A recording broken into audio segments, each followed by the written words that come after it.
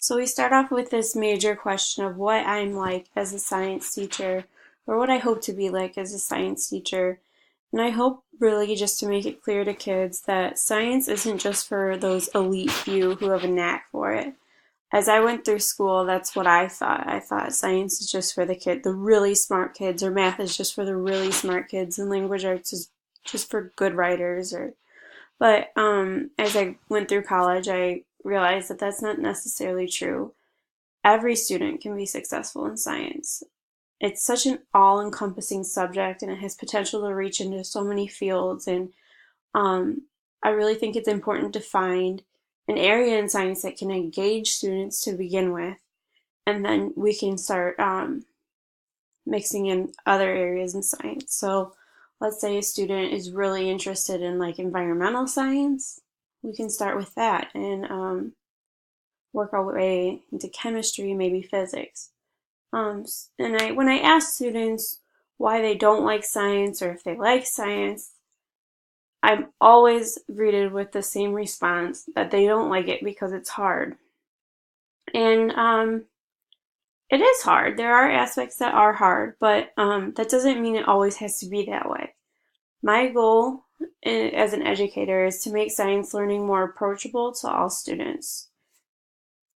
First and foremost, by making the material more engaging. So often we're just presented with facts and theories and definitions, and particularly with the kids that I worked with, they haven't really had a chance to interact with science that much. It's just all definitional in their heads.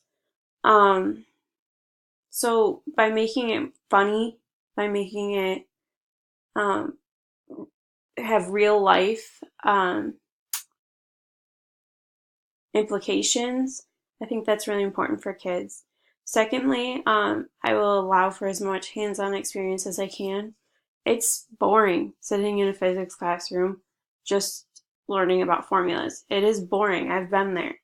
Um, it's boring in chemistry when you're just learning the periodic table. You're just memorizing facts. Um, I think science is kind of a cool subject because it allows teachers to have kids out of their seats, have them interacting. And lastly, I would allow for more collaborative and brainstorming thinking. And I want kids to know that there's no wrong train of thought, there's no wrong way of thinking, and every idea is welcome.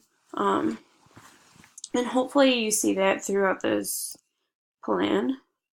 All right, so I started with my standards, which I talk about asexual and sexual reproduction, mutation, and um, how variation is a result of sexual reproduction. All right, I'll just go to day one. So day one is my introduction to Punnett squares. I really enjoyed Punnett squares, and I think it's kind of a fun. If kids are really into math, I think Punnett squares would be good for them. But for those that they might find difficulty with them.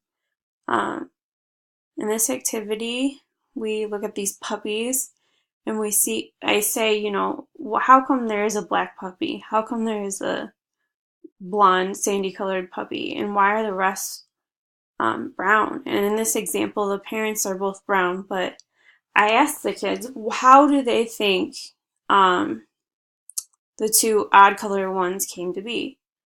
And I think this is really engaging for kids because who doesn't love puppies? And it allows for them to have a conversation on what they think the answer is. So as the lesson goes on, I have them do a little more interaction with each other. And there's an online lab where they can play with genotypes. And then in the end, I kind of give them this chart, and it helps them kind of realize that just because you have one parent doesn't mean that the offspring have to look identical. And I have them practice on their own. But I think one of my favorite activities is when we're talking about mutations.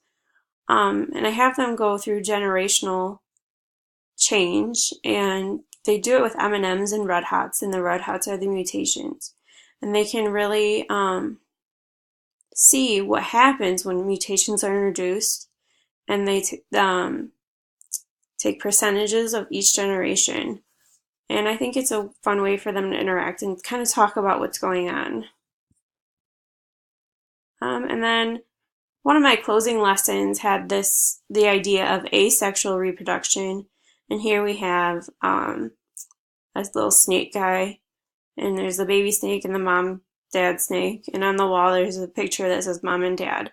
So I think it's funny, and it begs the question, what's going on here? And kids at this point in the unit should know that there is such thing as asexual reproduction, and it results in no variation.